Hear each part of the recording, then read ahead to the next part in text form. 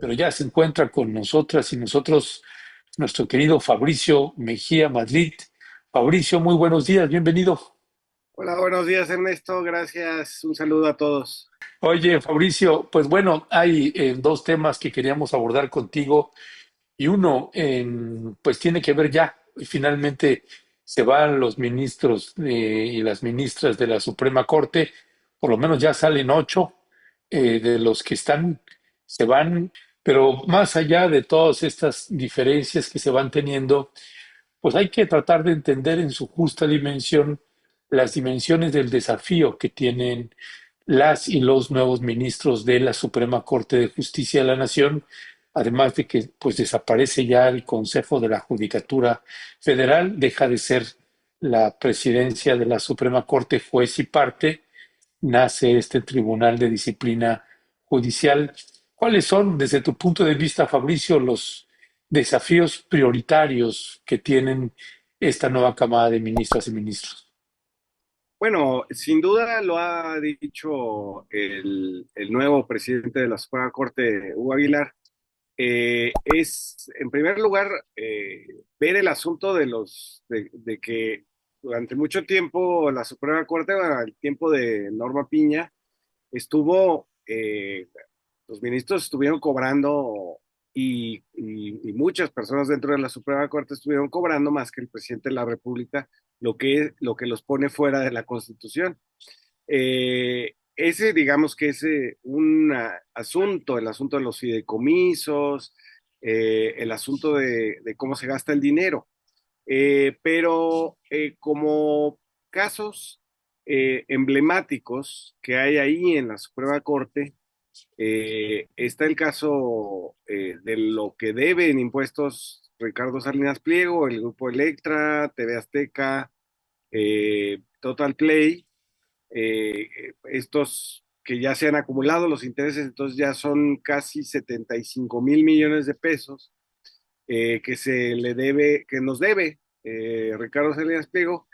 El asunto sin duda político fundamental será Ayotzinapa, eh, tratar de limpiar lo que descompuso el Poder Judicial, porque hay que decirlo, digamos, finalmente, cuando ya se está acercando la investigación a algo que podría ser el lugar donde están los muchachos desaparecidos en Ayotzinapa, este juez de Tamaulipas, Ventura Ramos, exculpa a 120 personas que se van en libertad por una supuesta tortura.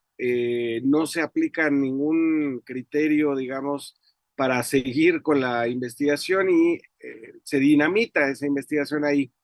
Me parece que ese es uno de los asuntos políticos más importantes para la Corte de entrada, digamos.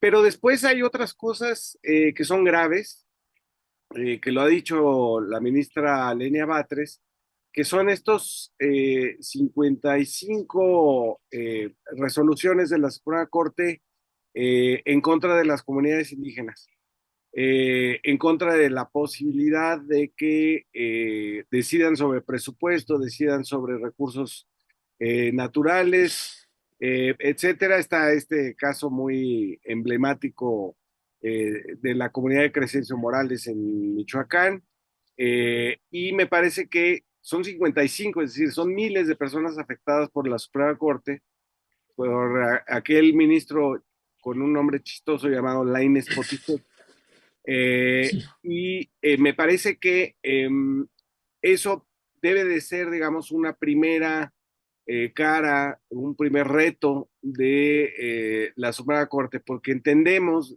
o al menos así lo entiendo yo, que la votación le beneficia a quien había, al sector, digamos, de la población que había estado excluido de los asuntos de la Suprema Corte, que son las comunidades indígenas.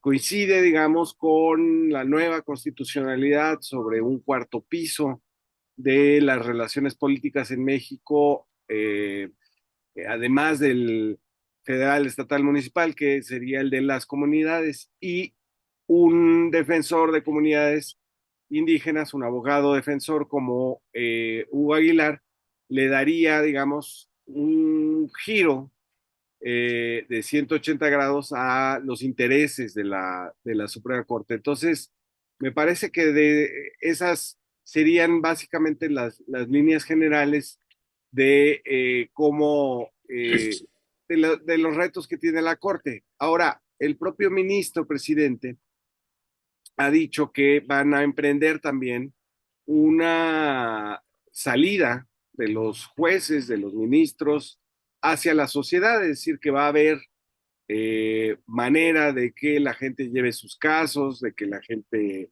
explique sus casos, que ellos expliquen en qué instancia va, de este asunto, digamos, de la relación que tienen que tener con la sociedad, de la cercanía de la gente, porque efectivamente, si van a salir a encontrarse con la gente que quiere saber cómo está el caso de su familiar, de qué se le acusa, etcétera, en qué instancia van los juicios, etcétera, pues van a tener que eh, contestarle a la gente, ¿no? Y entonces todas esas peticiones que normalmente van hacia la presidenta en las giras, tendrán un nuevo circuito, digamos, hacia el Poder Judicial, donde el Poder Judicial supongo que abrirá pues, mesas, ¿no? En poblaciones, etcétera, para que la gente acuda a saber cómo están sus casos. Eso es un cambio que me parece fundamental y que no estaría mal que los diputados también hicieran algo parecido, ¿no? Y los senadores. Sí, sí, sí, buen punto ahí, Fabricio. Nada más para cerrar con este tema, vamos a entrar al otro. Em, a estas alturas del partido y después de todas las tormentas que generó este proceso electoral en materia del Poder Judicial de la Federación, con cambio de ministros, de magistrados y magistradas y de jueces y juezas, ¿consideras que sí estamos claramente colocados en un mejor escenario que el que teníamos? Sí, sin duda. Es decir, ¿qué teníamos? Bueno, teníamos una Suprema Corte que escondía expedientes para condonar impuestos, una Suprema Corte que estuvo en contra de las comunidades indígenas, una Suprema Corte que siempre resolvió a favor de intereses particulares, eh, diciendo que esa era la constitucionalidad, que así ellos veían el asunto. Jamás se preocuparon, es más, ni siquiera entienden el concepto de soberanía nacional, de interés general, eh, de patriotismo, eh, porque estuvieron, digamos, es una casta de abogados que llegan ahí por alianzas políticas, que llegan ahí por haber, porque se les deben favores, porque es el típico, digamos, escenario de los abogados mexicanos que simboliza también personajes como Juan Collado, como Diego Fernández de Ceballos, es decir, los traficantes de influencias, los medio político abogados, eh, y que tienen digamos, la misión de ellos es servir a quien los pone ahí. Y en el caso de Norma Piña, de varios de los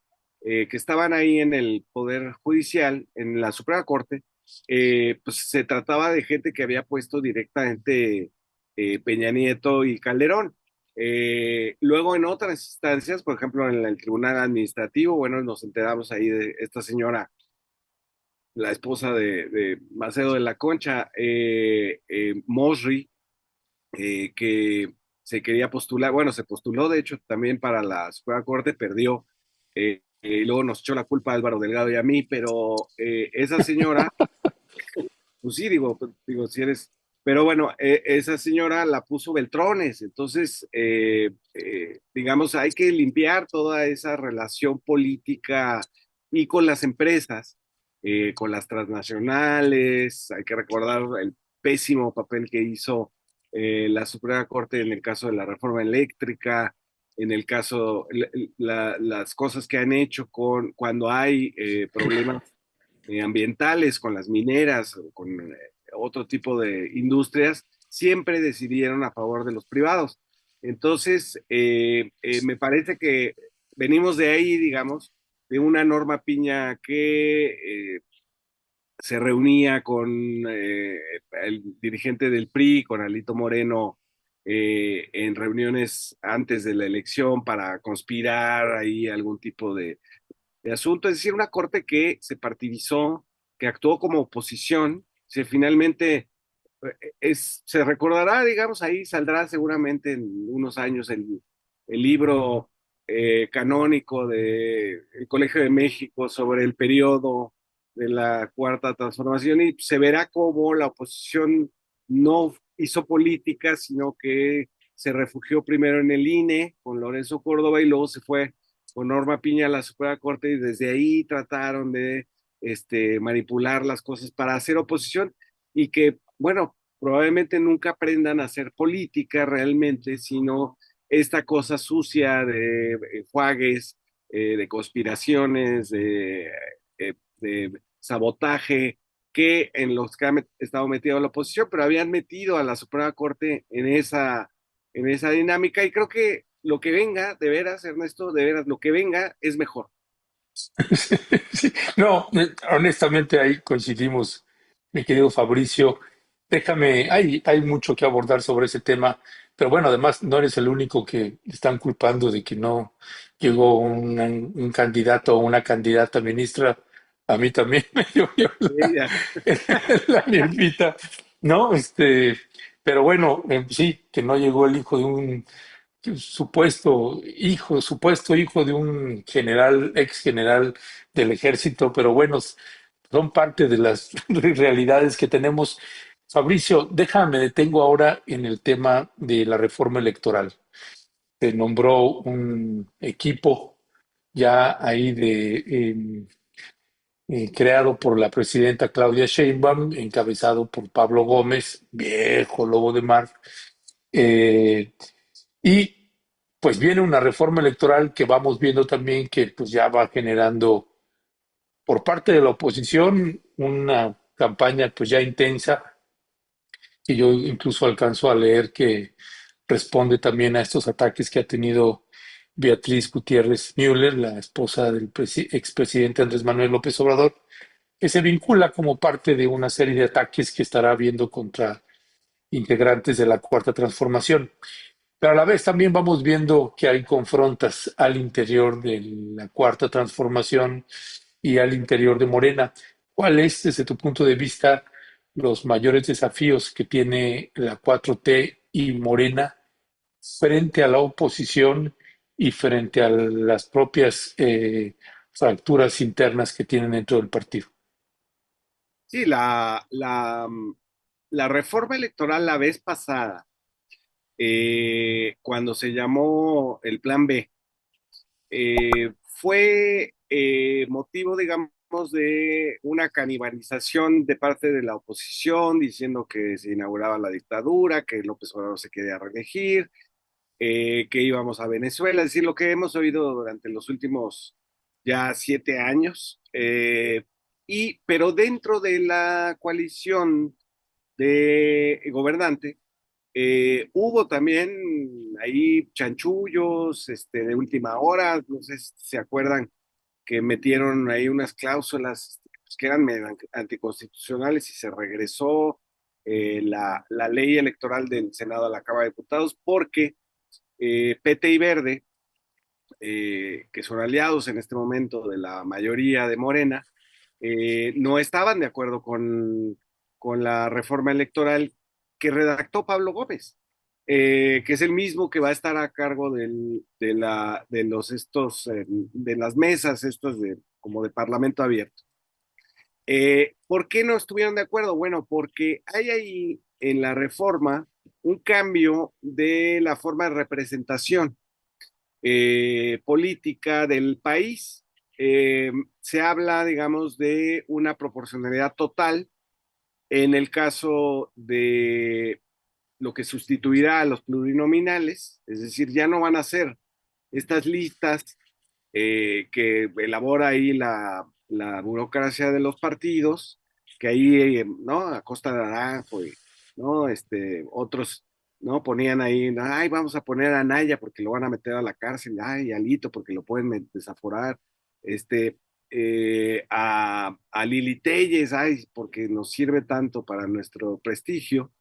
Y entonces, bueno, pues así se elaboran esas listas y de lo que se trata ahora es de llevar ese asunto de la proporcionalidad, digamos, los distritos se quedan, ahí en los distritos la oposición está perdida.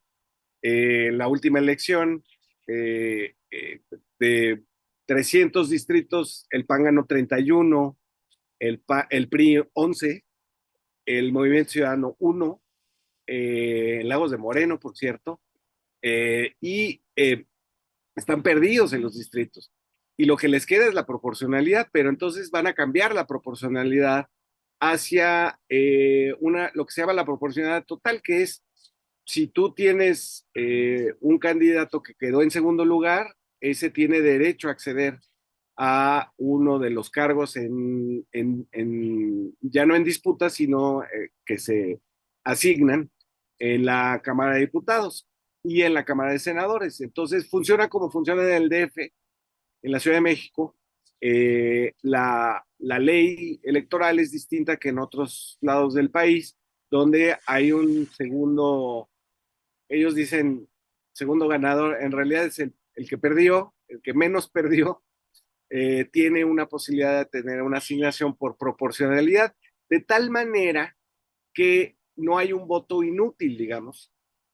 Eh, Cuando ahora tú, digamos, pierdes en un distrito, pues gana todo el que ganó.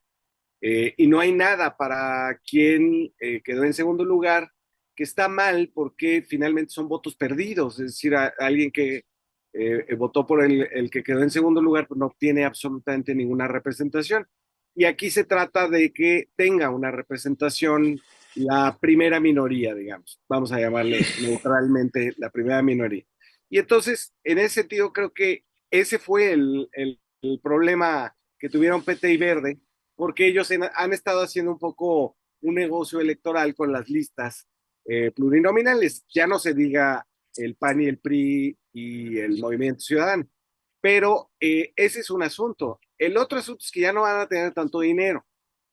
Eh, es, en la propuesta que había presentado López Obrador, que había redactado Pablo Gómez, se hablaba de una reducción muy considerable de los gastos de los partidos en las campañas y sobre todo en algo que a mí me parece muy razonable, que es que no les demos dinero cuando no hay elecciones. Es decir, que ¿por qué tenemos que mantener un aparato que está parado, digamos, mientras no hay elecciones?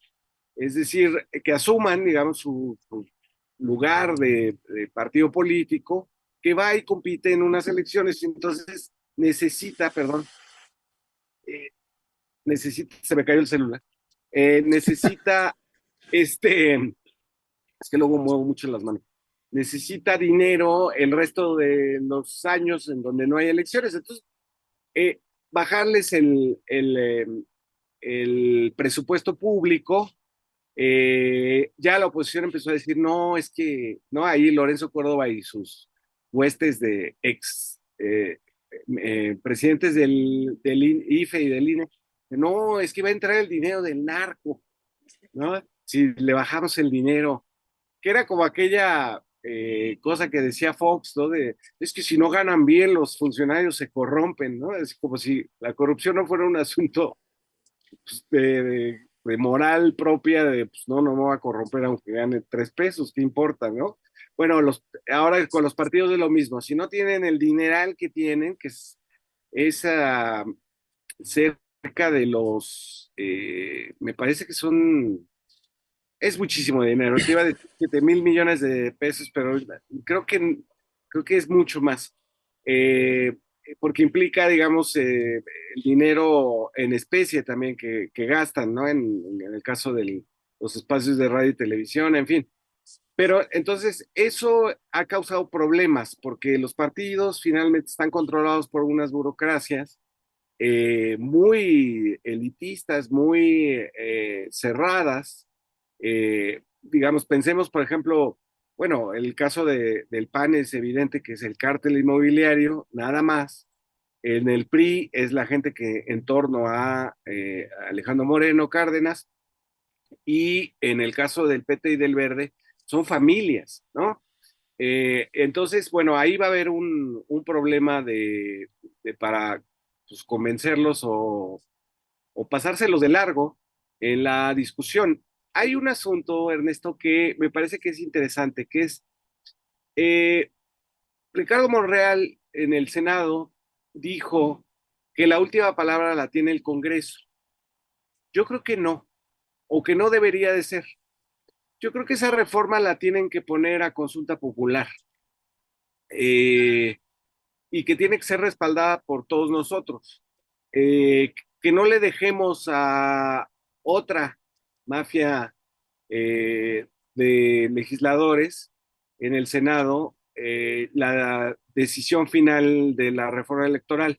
Creo que ahí haríamos bien, digamos, en empezar a pedir, a exigir que la reforma como se plantee, como quede planteada, se vaya a consulta popular eh, para que no sean los propios partidos en el Senado juez y parte de este asunto, ¿no? Ya, gracias Fabricio. Fabricio, nos quedan 3 minutitos. Te preguntaría para cerrar la entrevista con respecto del tema de los plurinominales. Si el planteamiento se sostiene en el sentido de bajarlo de 500 a 300 y eliminar plurinominales, ¿tú te inclinarías por eliminar plurinominales o reducirlo a 300, pero mantener en términos proporcionales los plurinominales? Yo creo que los plurinominales, como están, no. Es decir, con estas listas donde cabe Lili Telles y la señora que decía yo soy plurique, Ujú. eso ya no. Que vayan a los distritos, compitan igual que todo mundo, hagan su campaña y que sea el lugar de la primera minoría. Ok, bueno, pues ahí están.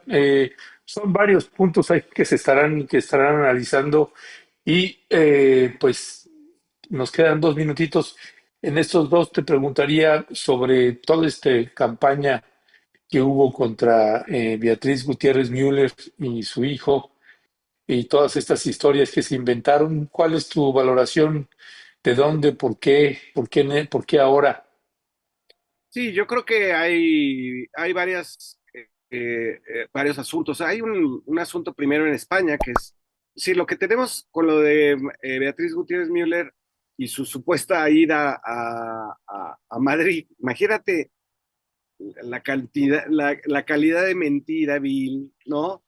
Que la pareja del presidente que ha tenido una política de que no hagan negocios corruptos en México los españoles, decidiera irse a vivir a Madrid. Es absolutamente absurdo.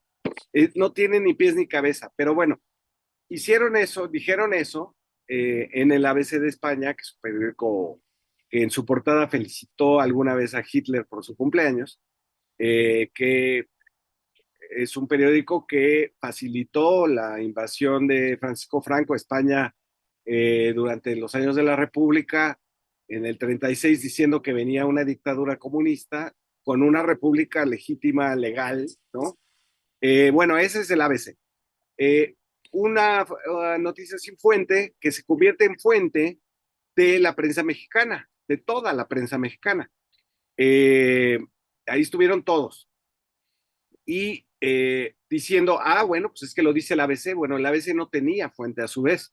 Entonces, bueno, magnificaron esta mentira y en lo externo es todo el asunto que tiene que ver con los negocios españoles que ya fracasaron finalmente también en México, lo habían hecho en Brasil, lo habían hecho en Argentina, se tuvieron que ir con la primera crisis, y en México tenían todavía algún coletazo, pero se terminó con el gobierno de López Obrador, la venta de las plantas de Iberdrola, solo queda, digamos, el sector financiero que ha sido intocado, pero que tiene muchísimas denuncias de parte del propio López Obrador en la venta de Bancomer, en la venta de Serfín para Santander, etcétera.